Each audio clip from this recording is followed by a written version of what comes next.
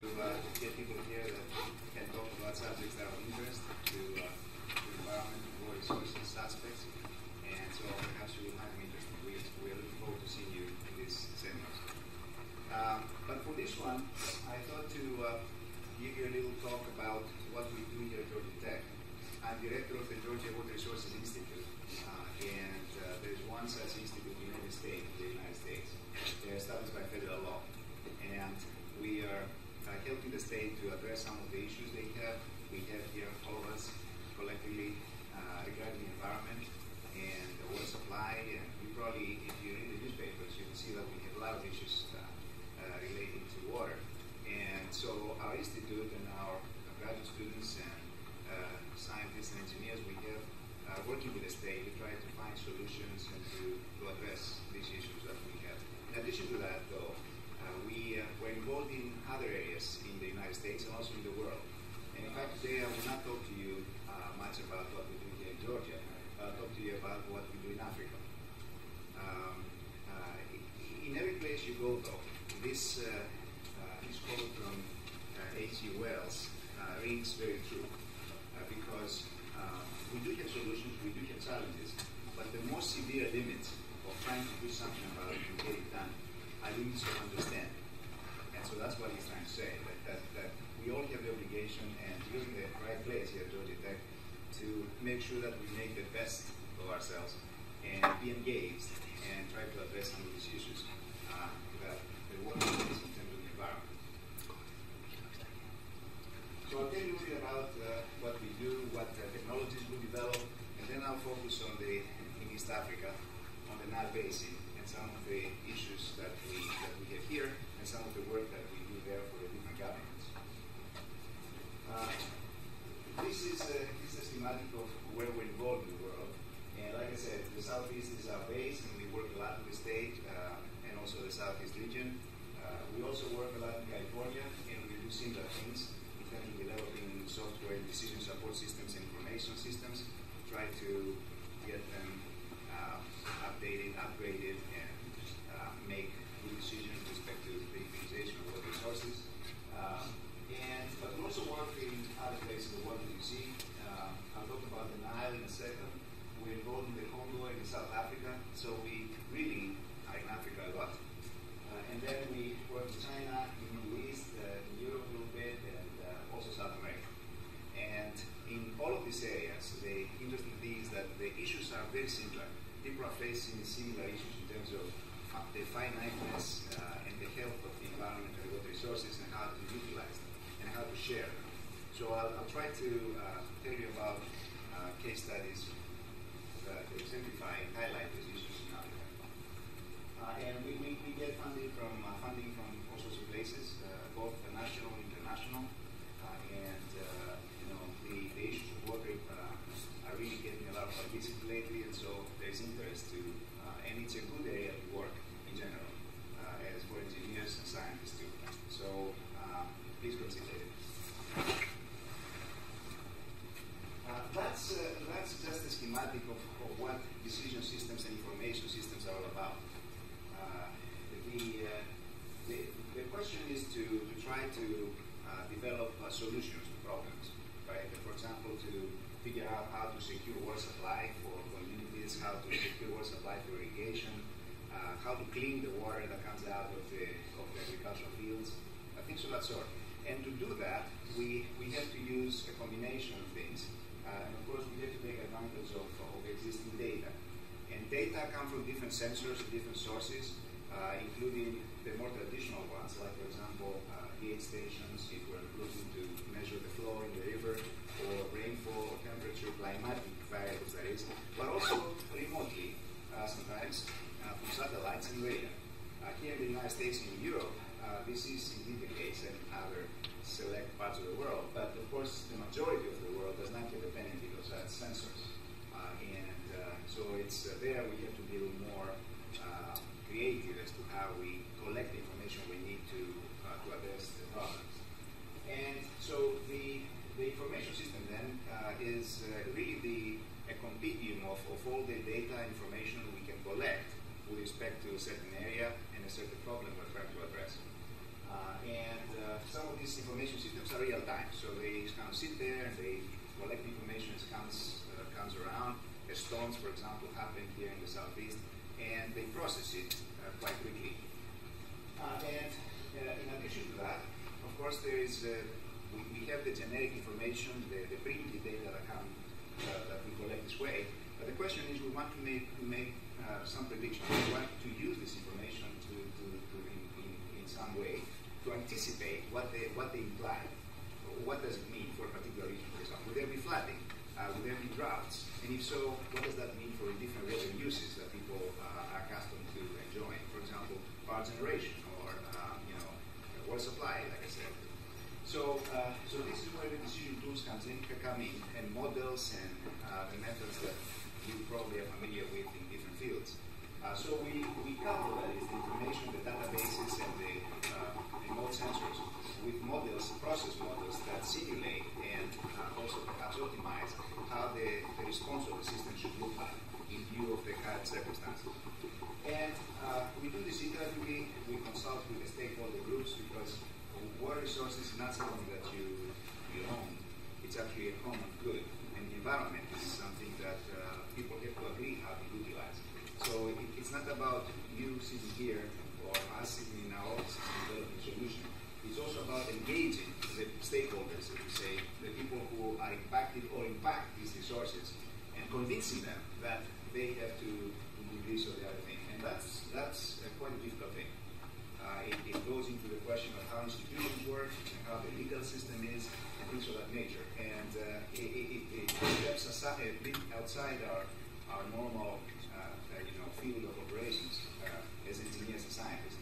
But I cannot overemphasize how important it is to do so, to understand and get involved with some of these lawyers and some of these politicians and institutional people, because they make the decisions. So we cannot be too far away from them. We really have to educate these folks for what is appropriate to do in certain circumstances. Okay? So I think that's our responsibility, in fact, because if you expect them to step out of their sphere of comfort and figure out what it all means, it will never happen. So we have to actually nudge the system a bit and get in there and explain what it all means, and so force a good decision eventually. In terms of the models and the different disciplines that are involved, there are many and varied. And here is, for example, a set of tools that we can put together to assess what climate change means for different regions, including the southeast United States. And so we need to draw upon climate science and to see what the climate model scenarios look like, what the seasonal predictions of the climate look like, that is, whether there will be a wet weather coming up or hot weather, whatever. And then the results from this discipline have to be integrated and have to be fed into hydrology, for example, because the hydrological systems and watersheds are driven by atmospheric processes. So once we understand what the climate is going to do, or have some idea of what is the range of possible scenarios that are going to materialize, then we use those as inputs into hydrological models to understand what the terrain is going to do, how much flow is going to appear in the rivers, what will happen to the soil moisture, because all of these quantities actually impact the water resources uses, like water supply, hydropower, agriculture, especially, and things like this. So that's the linkage. We put in the sequences of rainfall, temperature, and potential of transpiration, which is the amount of water that actually the land sends to the atmosphere at maximum.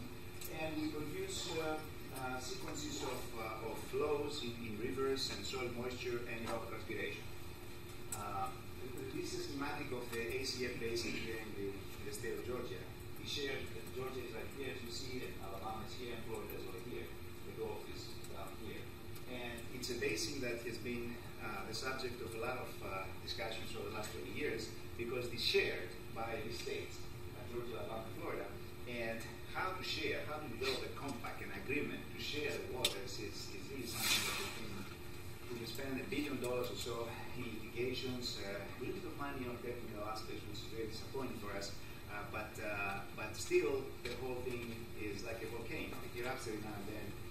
really have no concrete way to share the water between Georgia, Alabama, and Florida. That's so surprising, because, and the reason for this is that there are many of these states. You have power companies, you have environmental groups who wish to, down here, make sure that the ecology of the Apalachicola Bay is intact, and that's a very noble thing. You have water supply for communities, farmers who need the water to irrigate, and they're all interdependent. And so the one thing they don't understand sometimes is exactly this fact, that there is interdependence in this system. It's not that each one of these stakeholder groups can actually maximize their benefit and minimize their costs. There's always some impact that usage of water anywhere the system has for somebody else. And so the challenge, I think, in this particular basin and in many other basins in the world is exactly that. We get people to understand that they are interconnected. There's a line that goes through them, and that's the river and the water resources. And they have to look at it in an integrated way. They cannot just kind of piecemeal it and fragment the uses and expect that it's going to continue to serve their needs. So that's hydrology. We went from the climate science to hydrological sciences that look at how the terrain actually responds to different conditions of the surface. And then once you have the flows on the different tributaries, the different basins actually that feed into the main river, then you have to also model how the river works. And the river has, of course, waves that propagate downstream. There is potentially control works like reservoirs and dams and levees that we have to consider how they operate. And so we develop simulation models which keep track of how the water moves in that system. And then, of course, figure out what would be the optimal way, what would be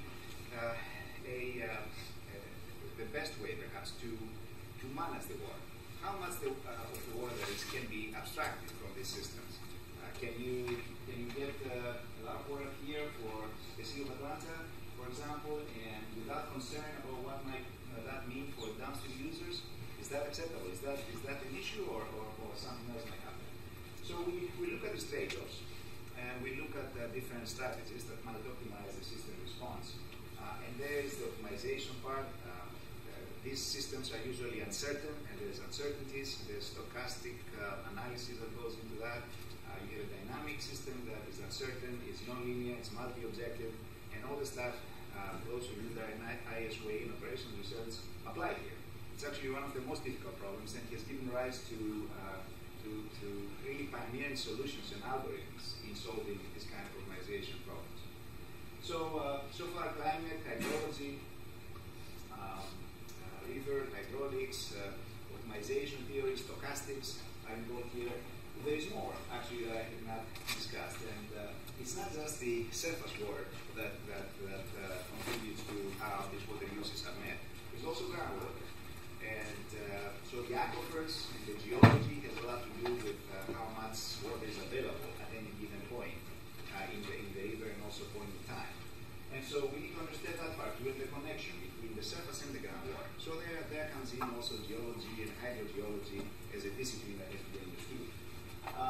And then, of course, in this river thing, there's demands. There's varied demands, and we have to understand what is the demand that the different entities actually require to maintain their health. And that brings in all sorts of other disciplines. For example, I mentioned already the environment. How much water is needed for an ecosystem to do well, to survive, and to produce the services that it produces is ecology. So we have to work with ecologists who tell us that if the level in the river actually falls below a certain threshold, then the mussels are going to start complaining, or they're going to be endangered, and the sturgeon, especially the southeast. And so that's where the ecology comes in as well, to give us input about what the optimal sequences and what the target flows should be in different places in the river. And of course, if you leave more water in the river for the